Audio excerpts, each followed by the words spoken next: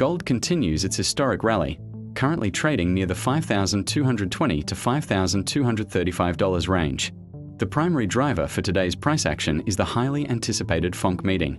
With the Federal Reserve expected to maintain rates at 3.50% to 3.75%, traders are hyper-focused on the Fed's forward guidance. Any indication of a pivot toward more aggressive rate cuts, combined with the current weakness in the US dollar index and ongoing geopolitical trade tensions, provides a strong fundamental floor for gold prices. As long as political uncertainty remains high, gold is expected to maintain its status as the preferred safe haven asset. The technical outlook remains firmly bullish across all major timeframes. Gold has successfully established itself above the $5,000 psychological milestone. While the intraday trend is upward, the daily RSI is currently hovering between 75 and 80, signaling overbought conditions.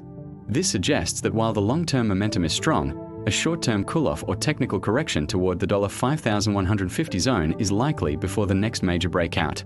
The price is currently respecting a steep ascending channel, and as long as it stays above $5,060, the bullish structure remains intact. In terms of price action, the immediate resistance is situated at $5,245, which acted as a ceiling during early trading sessions.